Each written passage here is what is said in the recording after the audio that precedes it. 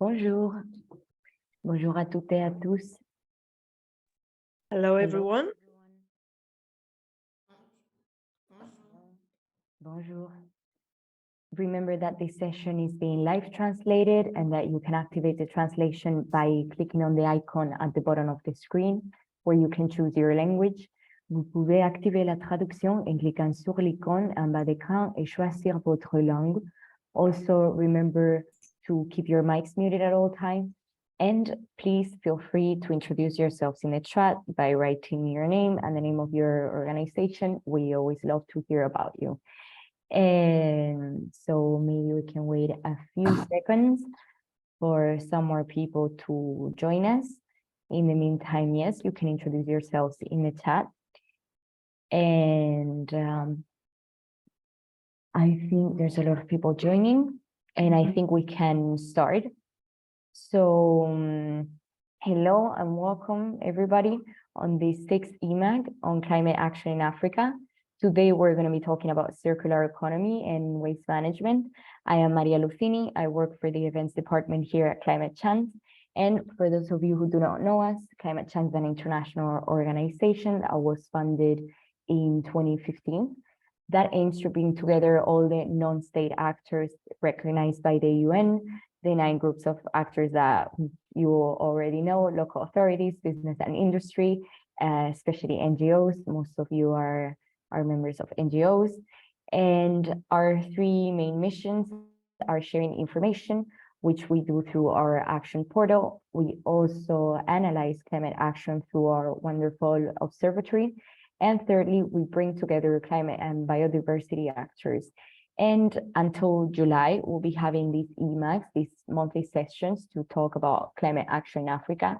That means that next one will be the last one, this time for real, of the year. And next week, we will publish a magazine with the information of this session on our website. And we will also share with you the replay that will be published on YouTube. We have some other news, namely the Climate Chance Africa Summit that will be taking place in October in Yaoundé, Cameroon. We have launched a call for contributions that will be open until September, and we invite you to participate. Registrations are also open for the summit, and you will find the links to all this information on the chat, and we will come back to this topic of the summit at the end of the session, so don't worry if you have questions. And so we can jump to our session today. We have a few speakers. And firstly, we have our colleague Mélaine Assè, who works in the Observatory of Climate Change, the Africa Observatory of Climate Change. He's our project officer for climate action in Africa. And he will be presenting this eMag's analysis note that has been written in collaboration with Victor Bérenger, Senior Energy and Climate Policy Analyst from Enerdata.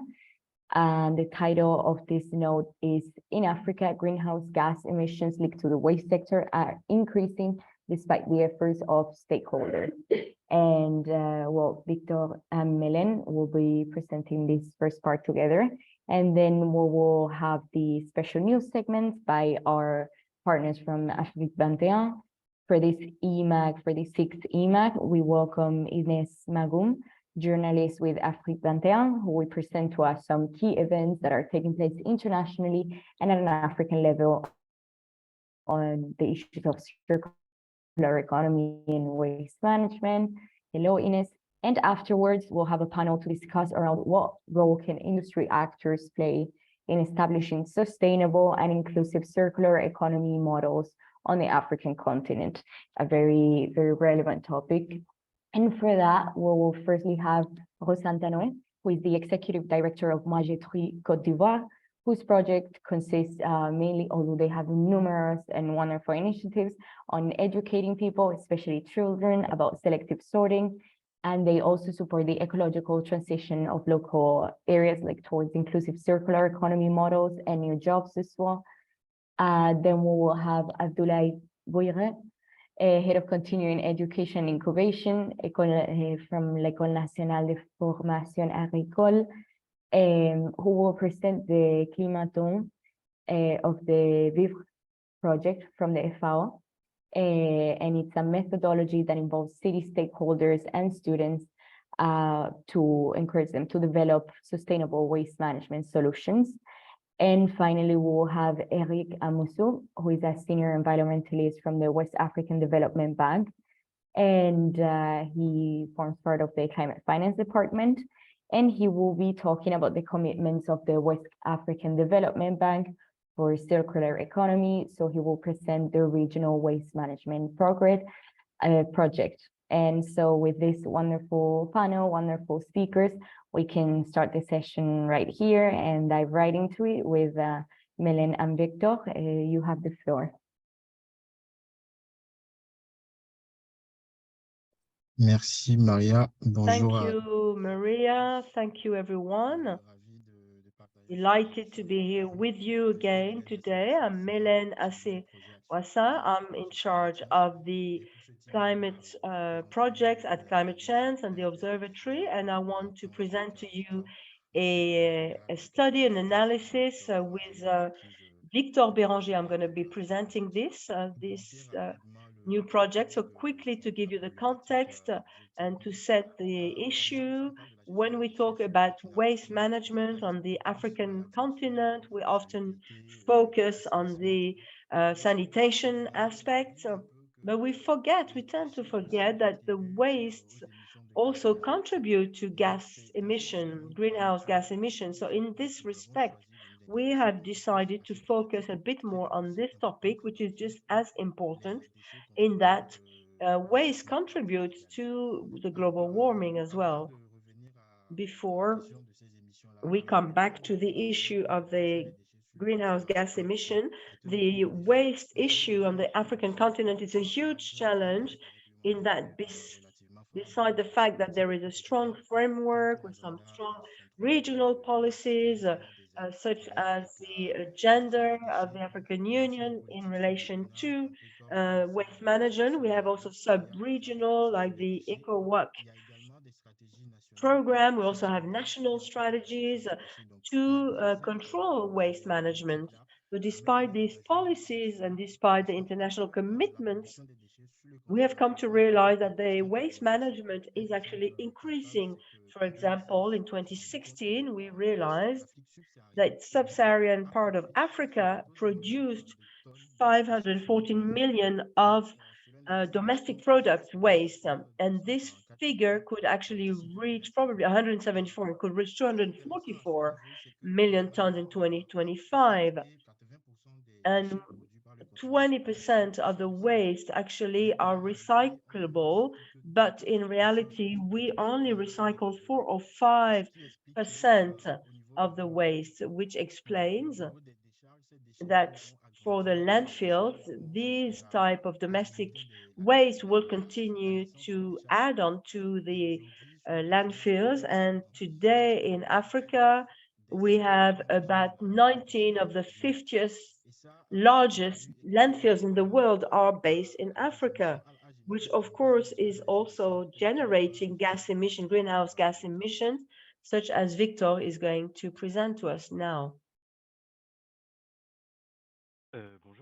Yes, hello. I'm going to talk about the main results, the main figures following an analysis that I conducted from a database that is collecting all the figures. So if we look at the African scale, the greenhouse gas emissions connected to waste account for about 8% of the total. These GHG emissions have been growing by about 3%, which is twice as high as the total emissions of Africa. Now, if we look at the various total of the emissions connected to the waste, what we have are the main countries of the continent. For example, Nigeria accounts for 15% of the emissions from the waste sector in Africa, followed by South Africa, 8%. Then you have Algeria and Egypt with about 7%.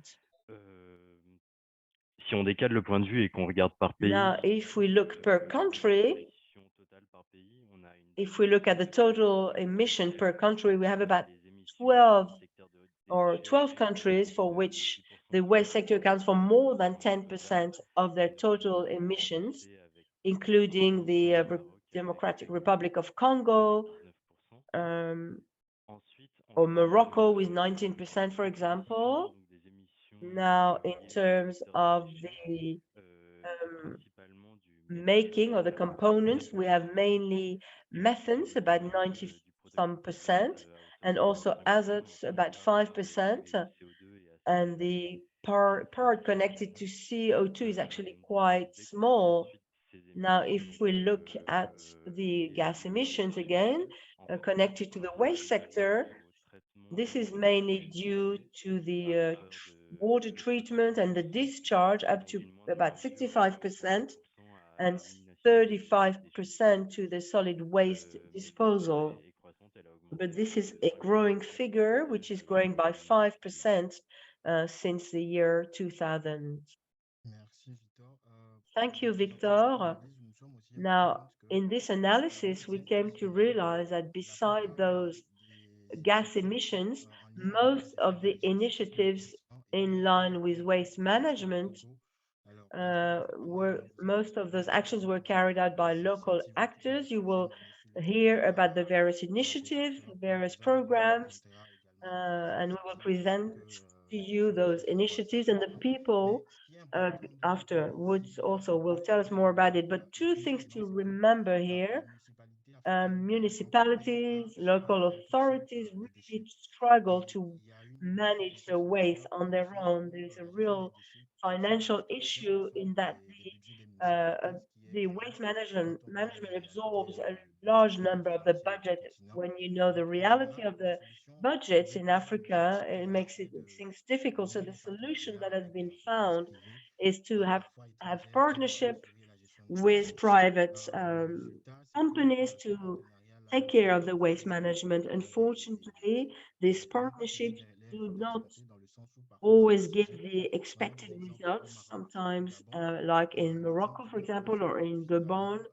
In Gabon, what happened is that there was a collaboration which stopped, which ended actually in a litigation with a company that was pursuing the Gabon government for non-payment.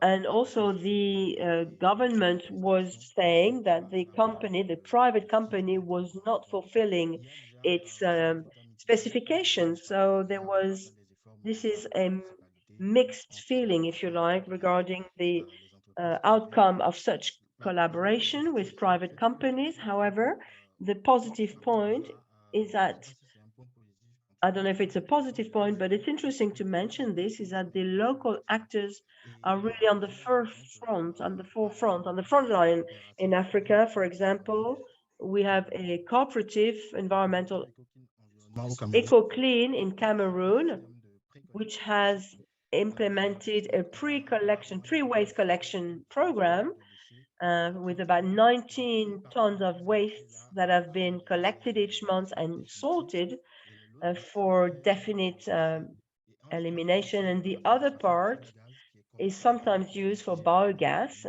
That is, of course, generating some income, and that is helping to create new employment. So this is a cooperative that has a beautiful initiative employing 27 people and has raised awareness across about 50,000 households and has helped reduce the GHG emissions. One other initiative, Zero Déchet, the Zero Waste Association in Senegal, in order to raise awareness among people working in restaurants and the food sector to the waste management. So this is an organization that is supporting and helping those actors in managing and recycling their waste. So we've seen about 37 restaurants who have joined this initiative, and thousands of bottles that have been waste bottles that have been avoided. So when you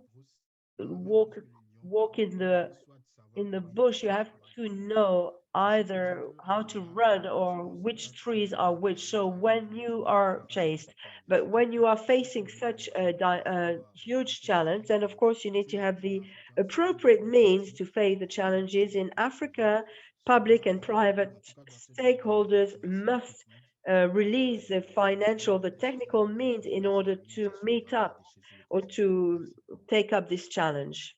Thank you.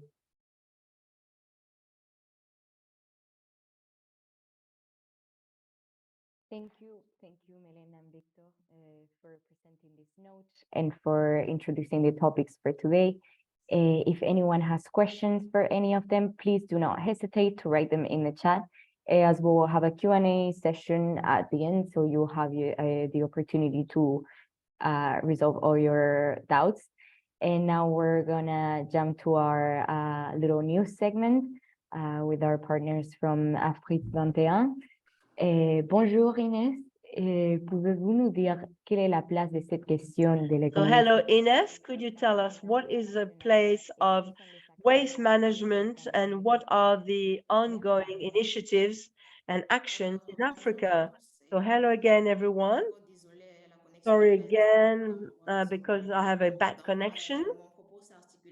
So I'm here to talk about two main points: the presentation of the latest news over the last few weeks in relation to waste management and the analysis from my part as a journalist. Now in June, we saw the 50th edition of the Global Day for Environment with a specific focus on solutions to plastic pollution. There was a real contribution of several stakeholders, NGOs, and international organizations. We had the UN program also, which produced a report in which the organization states that it would be possible to reduce by 80% plastic pollution by 2040.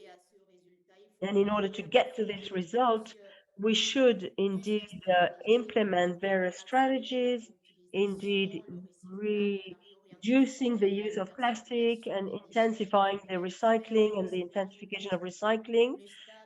So we should have more sustainable, more profitable solutions. We should also develop new standards, and we should set some standards, create employment, and we should also create and develop new employment in the area of waste management. So we had a second session of negotiation towards the global treaty against plastic pollution.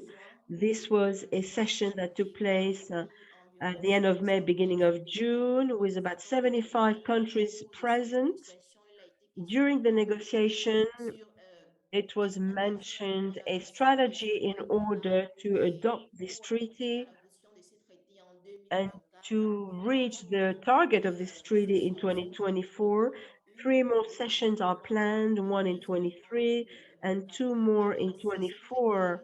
Now, if this treaty is adopted, therefore, there will be a limitation of the consumption, the manufacturing, the consumption, and the waste of plastic in order to favor also a circular economy. Et un recyclage efficace des déchets dans le monde. Alors, au vu de ces deux sorties qui sont importantes, on voit donc qu'il y a urgence en matière de gestion des déchets, sachant que plus d'1 million d'oiseaux de mer et des mammifères marins meurent chaque année en raison de la pollution plastique. La pollution plastique cause également un risque sur la santé humaine. La pollution des déchets dans l'ensemble sont responsables de 20% des émissions de méthane dans le monde. Alors, tout autour de la journée mondiale de l'environnement, il y a eu également la mobilisation des bailleurs de fonds, notamment la Banque africaine de développement qui a initié une campagne de collecte des déchets plastiques, notamment sur la plage du Grand Bassin en Côte d'Ivoire. Et cette initiative permettra comme ça de mobiliser les citoyens et les acteurs du secteur des déchets autour de cette problématique-là. Alors, ce mois de juin a également suscité l'engouement des gouvernements et des entreprises, notamment en matière de gestion des déchets. Nous avons comme ça l'Algérie Post, c'est l'entreprise qui transporte le courrier en Algérie, qui a comme ça créé un partenariat avec une entreprise comme Algérie Chemical Specialist pour justement gérer ces déchets plastiques et papier. On voit comme ça qu'il n'y a pas juste eu un engouement au niveau des organisations, des pays, mais qu'il y a également eu un engouement au niveau des entreprises afin de réduire justement leur impact environnemental. Alors, au vu de cette mobilisation, je pense en tant que journaliste qu'il y a également un certain nombre de mesures ou alors d'actions qu'il faut entreprendre en vue de réduire la pollution plastique en Afrique. Comme ça, au-delà de la mise sur pied des systèmes de gestion des déchets, on pourrait comme ça accentuer la sensibilisation des populations, notamment en ce qui concerne l'importance de réduire les déchets plastiques et autres types de déchets. On pourrait comme ça renforcer l'éducation des jeunes, des entreprises ou alors des startups, notamment concernant la gestion des déchets plastiques. On a comme ça un exemple au niveau de l'éducation, l'université de Fax en Tunisie qui vient comme ça de mettre sur pied un programme de master en recyclage des déchets et en économie circulaire. Ce sont des exemples pareils qui consolident la lutte en matière de gestion des déchets en Afrique. Dans le souci de réduire la pollution plastique et la pollution à partir d'autres types de déchets en Afrique, on pourrait également, au niveau local, renforcer ou alors accentuer la mise sur pied des mécanismes de financement comme ça pour financer la lutte contre la pollution plastique. Et les bailleurs de fonds pourraient également mobiliser plus de financement en faveur des projets dans la lutte contre la pollution plastique. Et justement, en vue de réduire la pollution plastique et la pollution à partir d'autres types de déchets en Afrique notamment, on pourrait également mettre l'accent sur la technologie qui pourrait être un levier en vue d'accélérer la gestion des déchets plastiques en Afrique. On a comme ça la mise sur pied des applications dans plusieurs pays en Afrique. On a également la création des équipements intelligents dans le souci de réduire la pollution plastique en Afrique, comme par exemple les e-poubelles, les poubelles high-tech qui ont été mises sur pied au Rwanda, notamment à Kigali. Il s'agit de poubelles qui sont équipées de capteurs et des capteurs qui permettent de surveiller le niveau de remplissage des poubelles, justement, en vue d'alerter les institutions de collecte et de recyclage de ces déchets-là. Merci.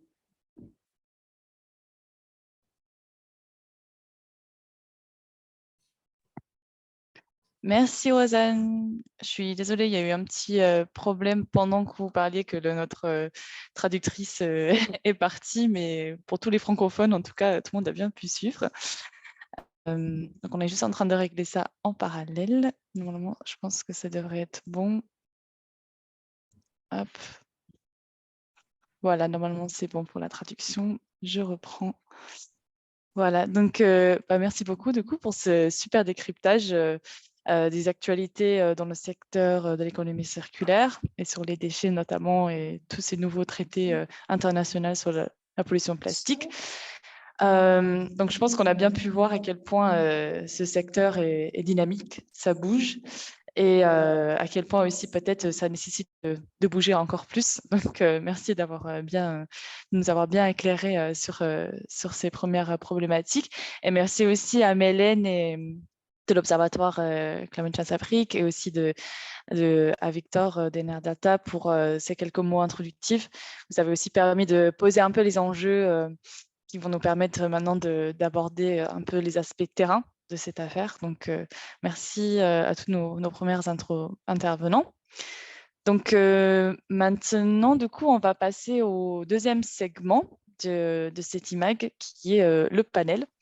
Donc, afin d'approfondir un peu la discussion autour de la gestion durable des déchets en Afrique, l'équipe de Climate Change, et notamment Chloé et Maria, que vous connaissez déjà maintenant, a préparé un panel assez varié en termes d'acteurs du secteur pour aborder des aspects importants de cette question de la gestion des déchets. Donc, nous avons déjà pu évoquer un peu les enjeux autour de la collecte des données, du coup avec Enerdata et l'Observatoire. Aussi, du coup, sur les news en termes d'événements et de ce qui se passe au niveau régional avec les traités, etc., avec Afrik 21. Mais maintenant, on va voir ce qui se passe sur le terrain en termes d'innovation dans le secteur et notamment en termes de création de nouveaux métiers, de nouveaux emplois. Donc, pour revenir un peu sur le pitch de la session qu'on a pu diffuser en amont, mais que je vais rappeler, le secteur des déchets, responsable de 20% des émissions mondiales de méthane, contribue aujourd'hui au réchauffement climatique. Cette situation peut résulter de la défaillance des systèmes de gestion des déchets qui génèrent des émissions. C'est le cas notamment pour le continent africain, où la gestion des déchets est une problématique centrale. Si des initiatives sont menées pour y remédier, elles restent aujourd'hui insuffisantes. Je reprends tout simplement notre pitch qu'on a pu diffuser. Donc, d'ici 2025, le continent sera confronté à 244 millions de tonnes de déchets.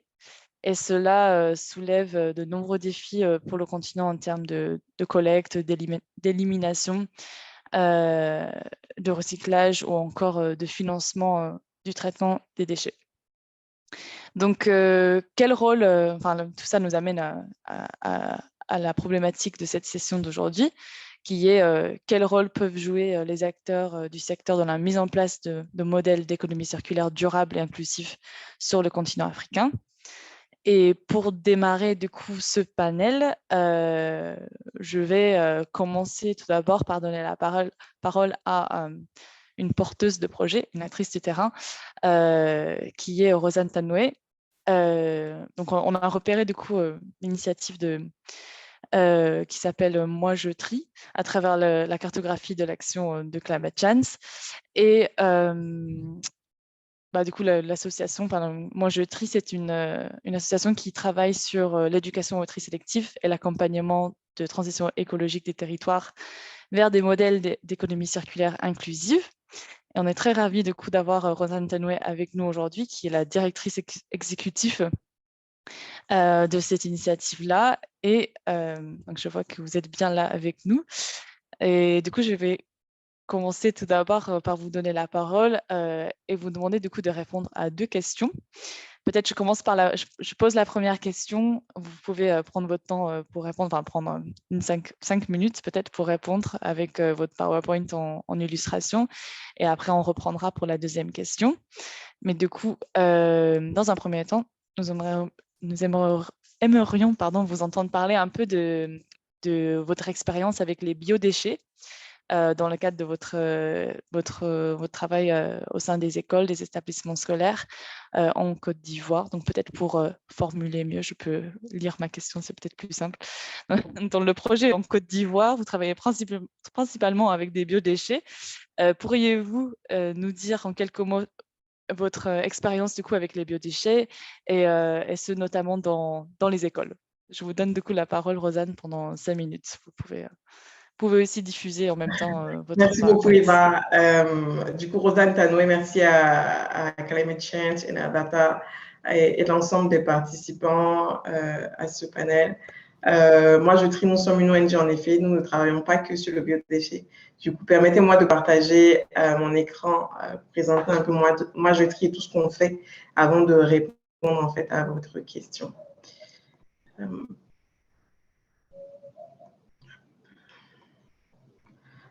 Donc, pour rappel, Moi je trie, c'est une ONG qui fait de l'éducation.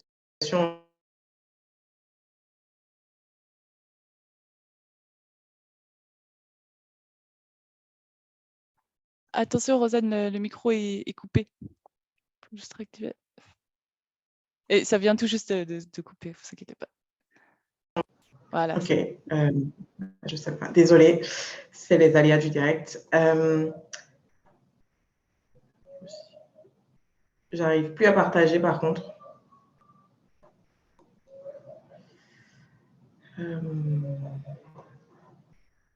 Est-ce que vous m'entendez? On vous entend, mais effectivement, on ne voyait pas le PowerPoint. Ça marquait que ça n'arrivait pas à charger. Peut-être que vous pouvez réessayer. Bon, je vais faire sans.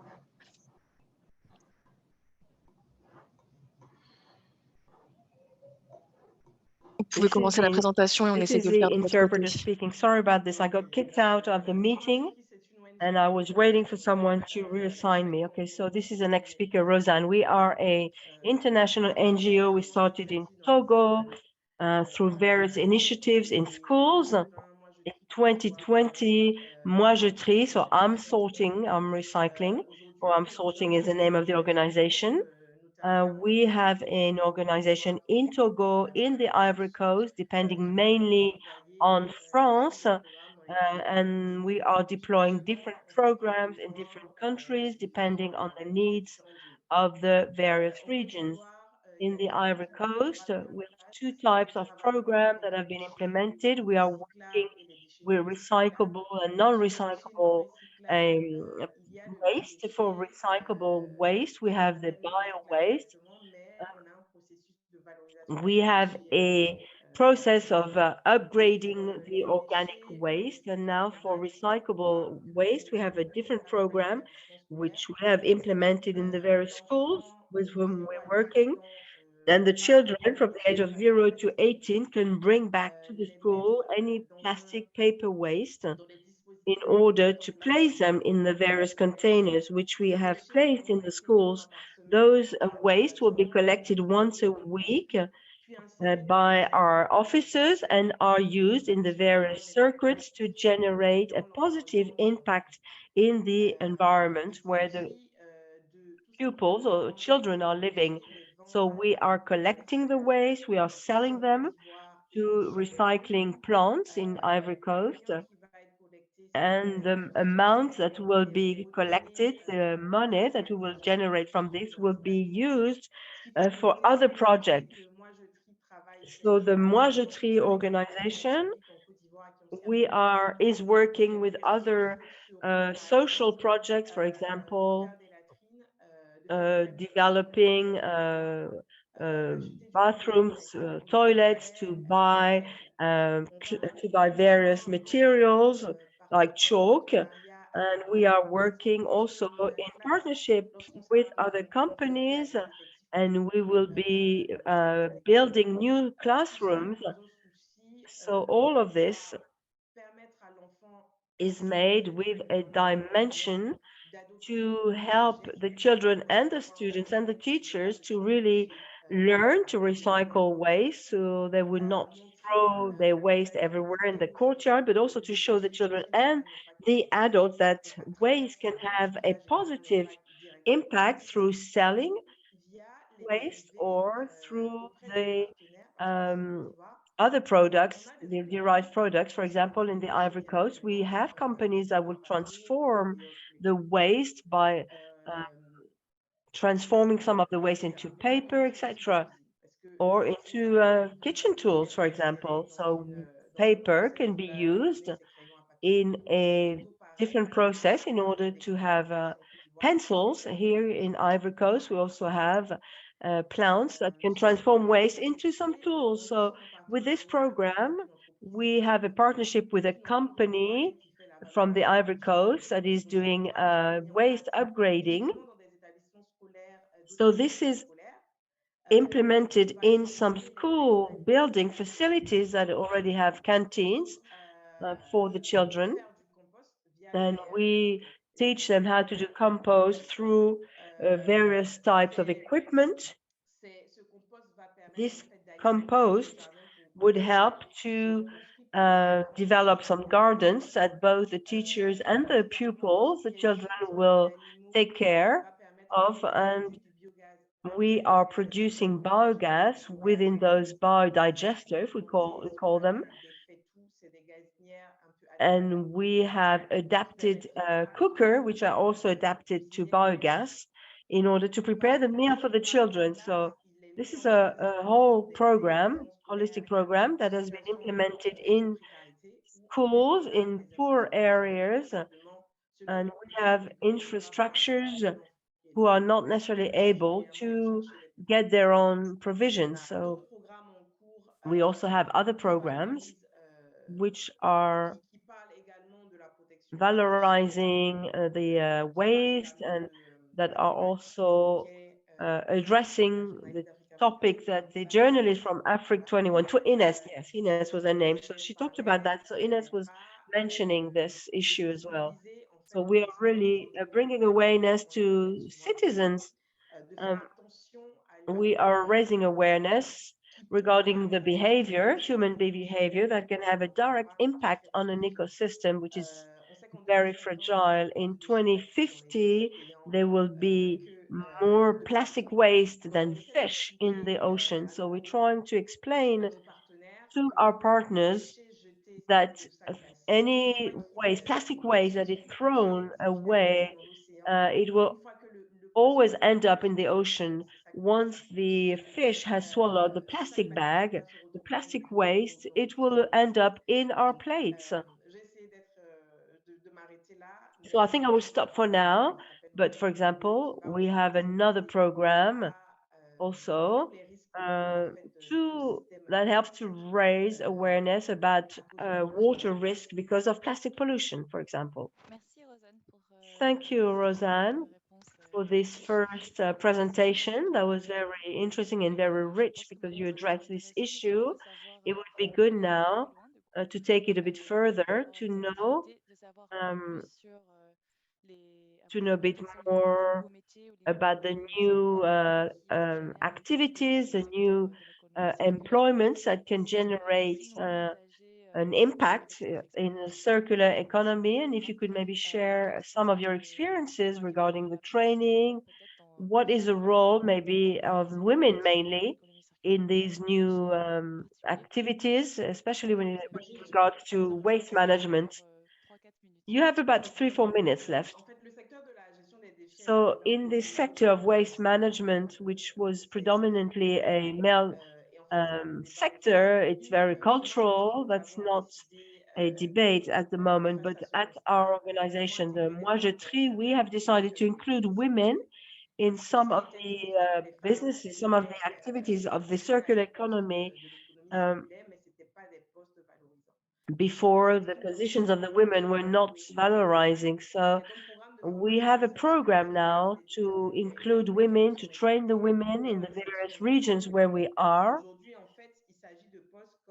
For example, we have managers, people who are women who are in charge of the collection, who are in charge of the centers of recycling. We have urban stakeholders. We have officers who are in charge of the centers. So we have a very low number of women in this sector, which is why we are really working at developing more valorizing positions for women.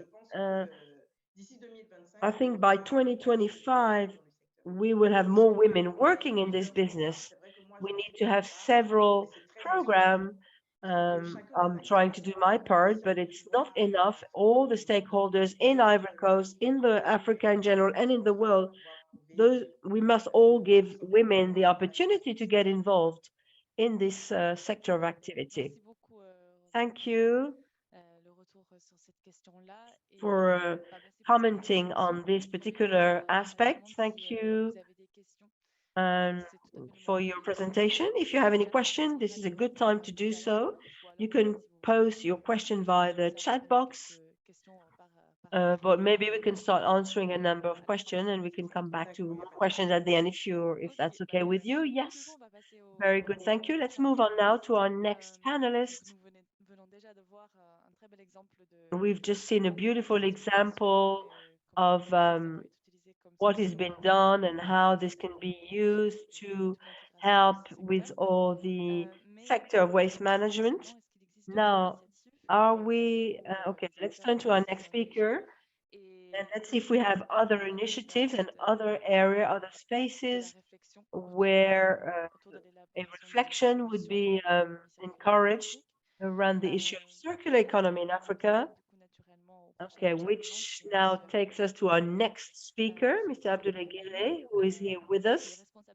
He's in charge of the ongoing training and incubation at the National School of Farming at ENFA. Mr. Guire, you have the floor. Don't know if we can see you. So we invited you today so you could talk to us about the Climaton, which is the project of the FAO. This is a methodology rather, including the city stakeholders and the students to help with the waste recycling. I can't see you. I don't know if you're there. N'hésitez pas à allumer votre vidéo. Please turn on your video if you can. I think I have some connection issue. Maybe the administrator turned off my video. I'm not sure. Ok, on va voir ça très vite. Okay, we'll take care of this. Si on vous entend, c'est déjà très bien. At least we can hear you, so that's good. Please go ahead. Moi, je profite tout de suite pour vous poser la question. Okay, I just want to ask you the first question then. Donner 5 minutes pour We'll intervenir. give you 5 minutes. Pouvez-vous nous décrire un peu Could la you méthode qui describe the method that is being used during the climate fund or climate fund to include the various stakeholders Oui, toute la méthodologie de coup autour and the whole methodologies that is used around this event which you have been organizing? Normalement, on voit Thank you. We can see your screen, we can see your presentation, so that's very good. Thank you. Abdoulaye Guire from the National School of Training, Agricultural National School of Training at Matourkou in Burkina Faso. We are incubator. We are able to address different aspects of this topic as part of the Green City project with the FAO. I'm afraid we are not hearing Mr. Guire anymore.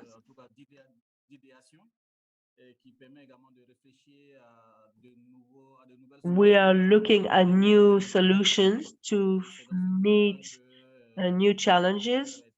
So this initiative was launched by the FAO, gathering different cities. I will show you what we have done. Regarding the climate fund,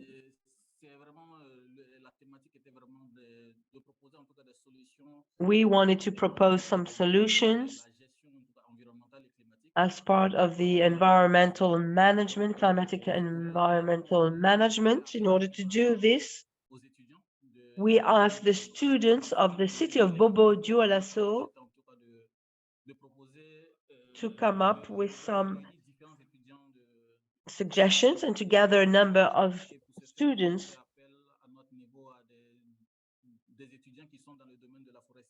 and we asked students who are working in the forestry field or in the agricultural field, in the environmental field or the breeding field to help us in our process and to come up with some suggestions and some ideas that would be more practical, more pragmatic, because all these sectors are, of course, more impacted by the environmental issues. So we talked about a number of practices. We organized various groups and we connected them to other groups, similar groups in the north, in the global north, in Europe and elsewhere. So the students could be helped by those from the north, and there could be ongoing exchanges between them.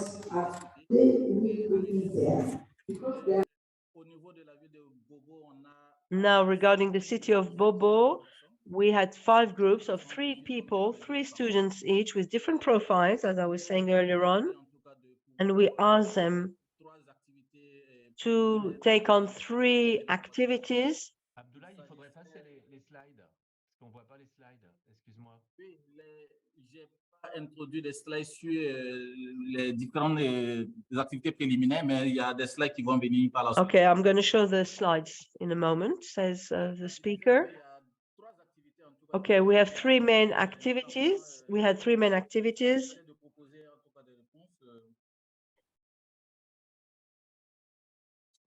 En fait, c'est juste qu'on voit toujours le slide. Je sais We pas are si vous pouvez changer. we are stuck on the first slide. Yes, thank you. Okay, the first activity is just to have a mapping of all the stakeholders in order to identify the various actors working in the environmental climate field around the city of Bobo Dioulasso. The second activity was Transec, and that was to be able to cover the city of Bobo Dioulasso, which is a big city.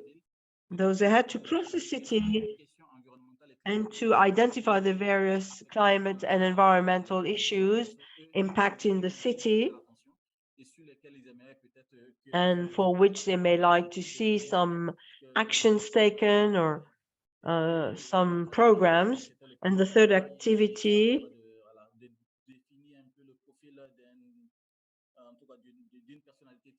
was about a particular person and what kind of actions do they do. So it was around these three topics that we organized all the various participants. We also worked with partners such as the FAO and another NGO that is working in this field of climate issues. We also had other partners, the town hall, the mayor of the city, which was really at the heart of our activity. When you talk about environmental issues, of course, you have to get in touch with the local authorities. So we were able to gather a number of key players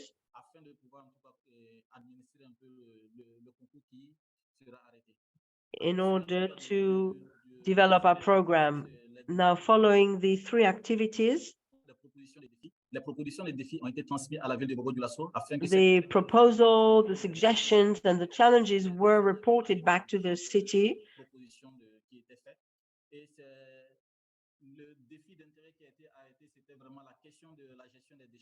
And the one project that they focused on was waste management. And I don't need to come back on that because we've already heard quite a bit on this topic with the other panel. So we can see that most cities are impacted by the issue of waste management. So this was the topic that was chosen. We also had another challenge that was identified with a high entrepreneurial potential, because we could see that there were some potential solutions that could be implemented quickly. I was going to ask you, but you've already started answering my question regarding the solutions which have been identified and put on the table by the students in order to take up the challenge of the waste management. As part of the climate zone, the methodology has not been completely used up, but we wanted people to interact, to come up with some common solutions before everyone or every group could start working on their own projects. And there was a jury as well.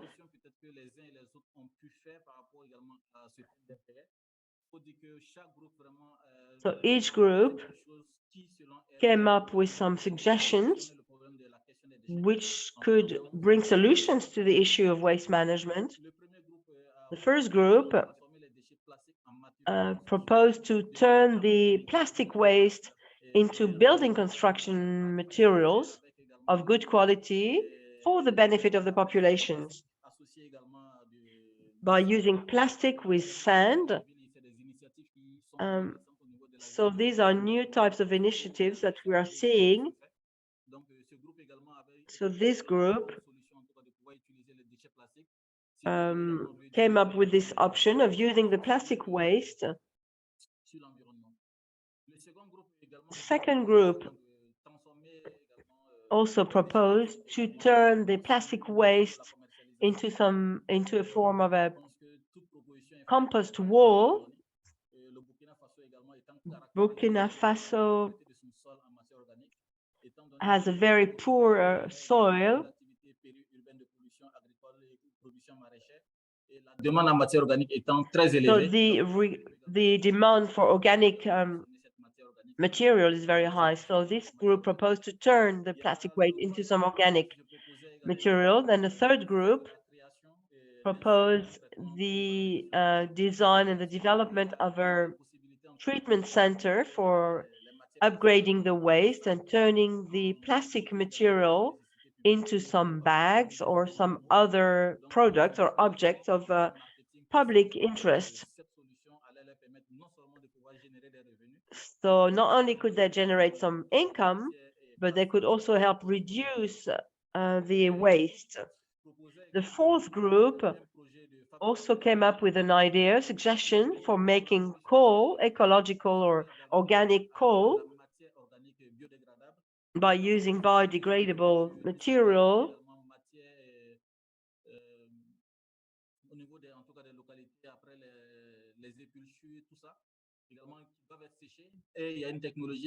So there's a technology here to crush and to use up this.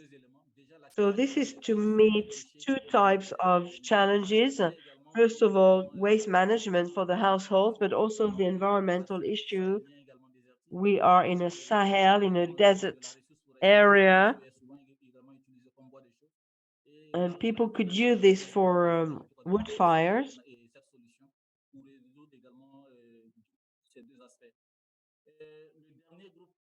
The last group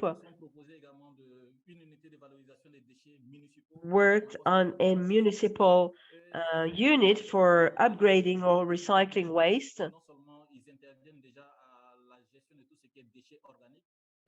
dealing with the organic waste. There is a real market around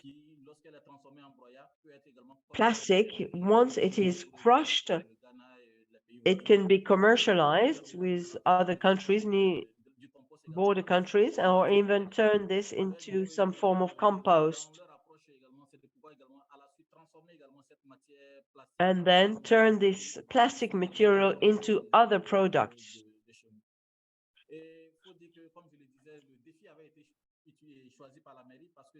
So the challenge was chosen, was picked by the town hall, the municipality. They have their own strategy, their own plan for sustainable energy and for contributing to all the environmental issues. So the local authority of the city launched this challenge to help find solutions through the students' contributions and see which solutions could be used immediately as part of the waste management plan at the city level. Thank you. Very good. Thank you, Abdoulaye, for this great presentation. Thank you for sharing this with us. I think we need to give the floor now to our last speaker, but I would again encourage everyone to post your question via the chat.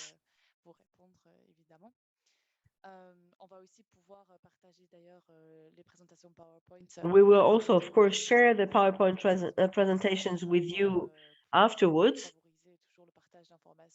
to continue sharing information. And so we are now coming to our last speaker of this session, Mr. Éric Amoussou, who is here with us. I don't know if you can turn on your camera. Éric is a main environmentalist of the WADB, the West African Development Bank, sorry, and we wanted him to be here with us today because it's so important to highlight all the finance actors and to see how they are engaged around the issue of circular economy and waste management. Now, if you can hear me, I'm going to ask you the question. Éric, are you there? Okay, are you there? Can you hear me? Yes. Thank you. Great. We can hear you. Good.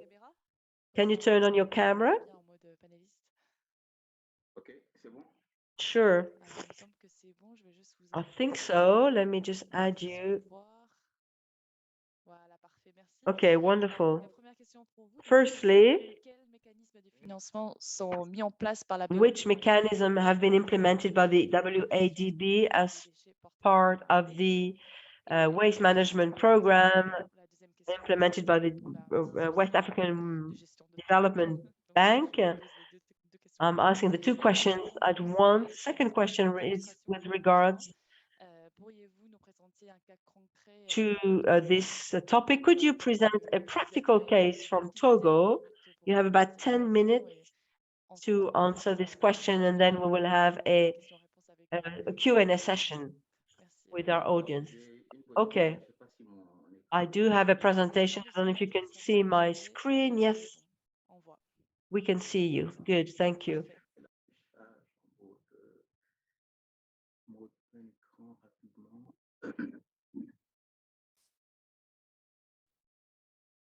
C'est bon?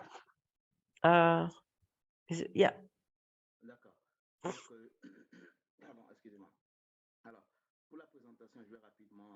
Now, quickly, just a few words regarding the WADB and its commitments toward waste management. Then I'm going to talk about the sustainable waste management project. And then we'll talk about the landfill in Togo, financed by the WADB. The WADB is an institution based in Lomé. The headquarters is in Lomé. We've been there for 50 years. And we are there to promote a balanced development of all the countries of the West African region. We have offices, headquarters in all of the countries of this region. Now, regarding this new term, we have 5 key sectors of actions, such as transportation, energies, digitalization, health and education, real estate, tourism, etc. And now, in terms of environment, our strategy as a bank is to mobilize all the resources. Our ambition also is to mobilize 25% of our commitments over this period of time, so about 1,000 billions of CFA dedicated to environment and climate. Through all of this, we are seeking and reducing the gas emissions. So just a few pictures here of our headquarters. We are already doing sorting and recycling.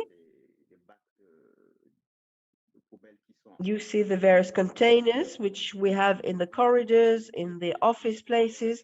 We have a CSR strategy. And we have a program called ESG by design. Another activity in 2021, we had a call to tender, call to projects with non-governmental, non-state actors to encourage them to come up with some suggestions and some projects. And we had a minimum of 10 million French CFA in the city of Lomé. These are activities which are part of our CSR. Now, let's talk about our commitment and our mobilization efforts. We started since 2003, 20 years ago. And then we started with the ENS safeguard policy. Then we moved on We were an observer at the UNFCCC. In 2016, we joined the Global Environment Facility, and we were able to mobilize for the Green Climate Fund almost 150,000 billions of CFA and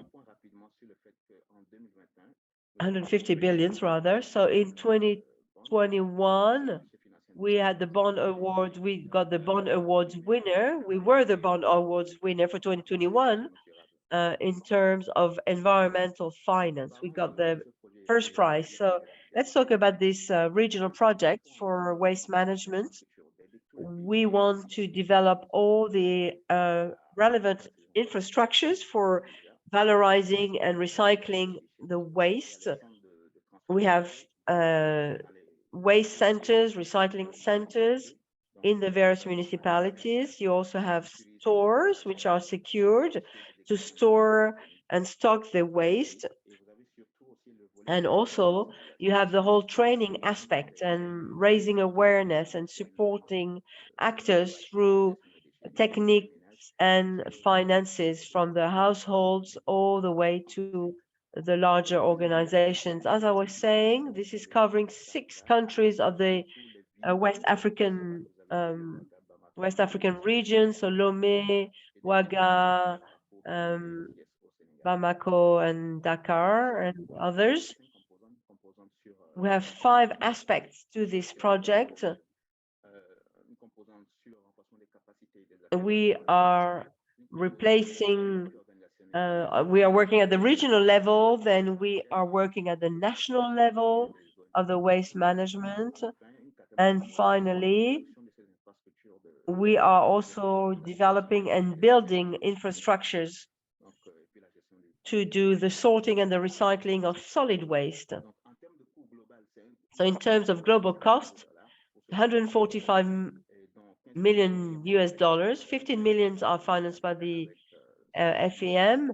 The state is financing up to 6 million US dollars, and the BOID and PTF 124 million. So we have the West African region, UEMOA, the URGP, the regional unit for project management, also involved in this. Now to end on the focus on the landfill of Lomé.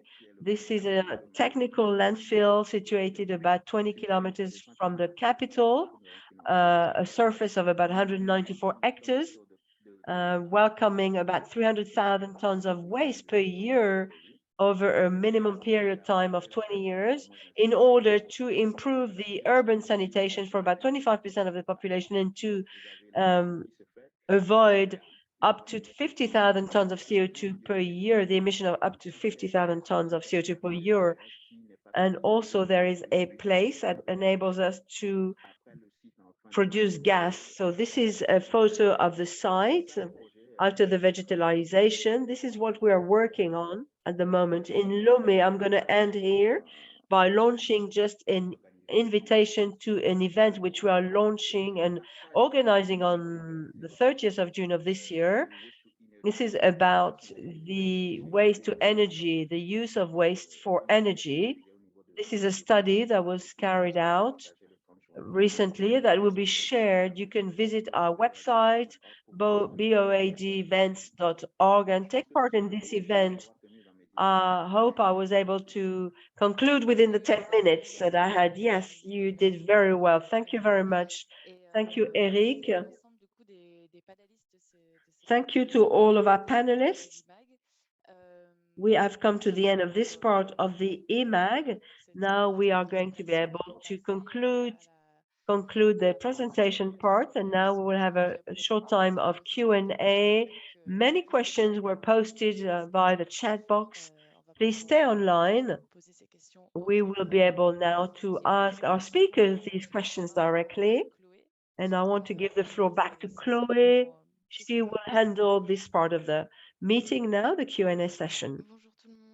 Yes, hello again, everyone. Thank you for all your presentations and your And thank you to all our participants for the many questions that we've seen in the chat box. We are slightly behind schedule today, but we will take another 5 minutes and then we will continue by email. So we will send you our email address, and I think people will be able to stay in touch. You can maybe post your email address. Éric, there were many questions that were addressed to you more specifically. So you'll be able to contact Éric directly. And you will also have the email address in our eMag. So Ines, maybe if you're still with us, I'd like to give you the floor because you had many, many questions for the various speakers, especially a question for Rosanne, I believe. Maybe you could have the floor first of all, and you can ask your question. One question to Rosanne. What have been the difficulties that you have faced on a regular basis in the waste management in the Ivory Coast?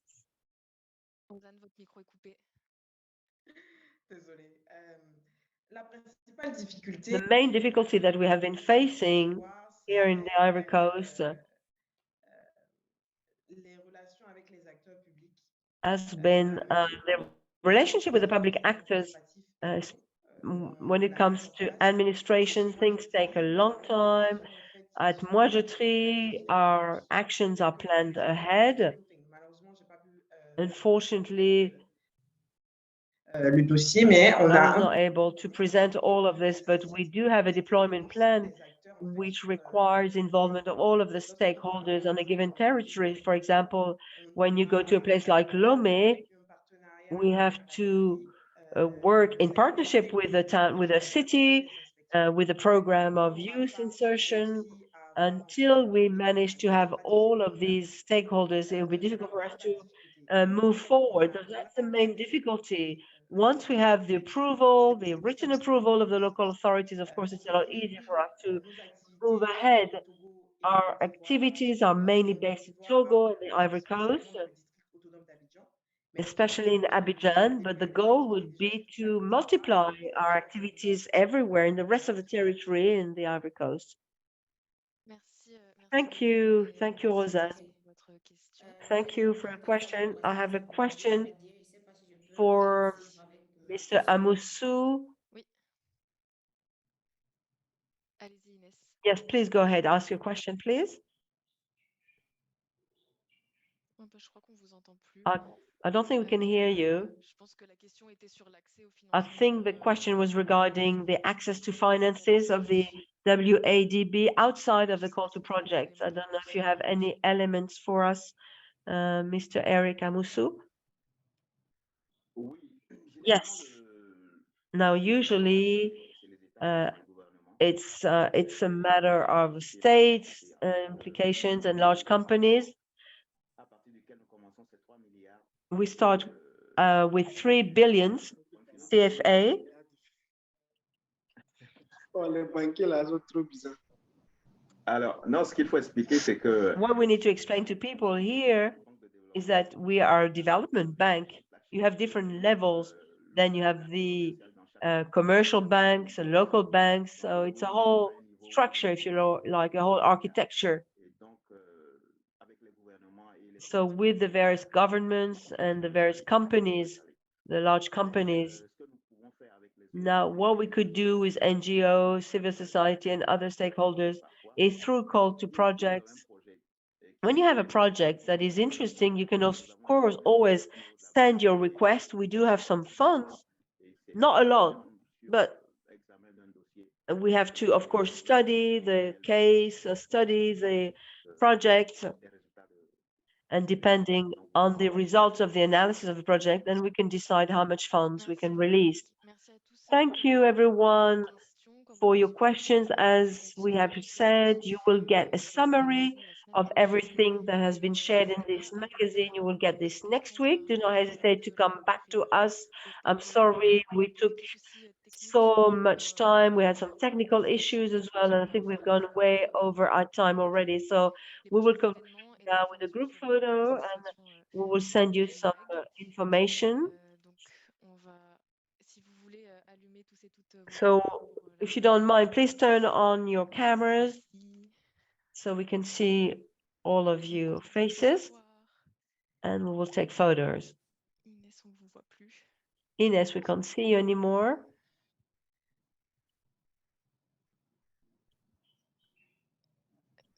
Est-ce qu'on est prêt de notre côté? Okay, are we ready? Climate change. Let's count down to make sure everyone gets ready. And then we'll come to our conclusion. Okay, that's it. 1, 2. Faux départ. Okay, sorry. Ah oui, il y a d'autres personnes qui sont en train d'essayer d'allumer leur Okay, caméra. we have other people trying to turn on their cameras, so we'll just give everyone a few seconds more. C'est bon? Allez, je pense qu'on peut y aller. I think we can start. 2, 3. Et du coup, avant de vous quitter, je voulais une fois de plus Okay, before we finish this session, again, I want to thank everyone for their participation and all our speakers for taking part in this session on waste management. There is one eMag magazine left next month, but we will launch a survey of satisfaction to see how we can improve our eMags next year. Please answer this questionnaire. You can start answering this in July also. A quick recap of the next events for your information. We have a small delegation in Tanger at the moment, small delegation from climate change in Tanger that is dealing with waste management. Actually, the topic for this week is waste management as well. So, and this summer we will have the last eMag magazine on July 20th on the topic of building and construction. And we will talk about the valorization of the material and the methods for sustainable habitat. So it will be an interesting discussion, I'm sure, which will continue during the Climate Change Summit in Yaoundé in October. This was announced at the beginning of the month. There will be a call for proposals, call for contributions for the whole continent. Pour avoir plus d'informations. So please visit our website. One of the main topics will be sustainable habitat. We will talk about circular economy. It will be a in-person, a physical meeting. We can continue our discussions in preparation to COP28. So thank you everyone for being here, for listening, and enjoy the rest of your day. Thank you and bye-bye. Thank you.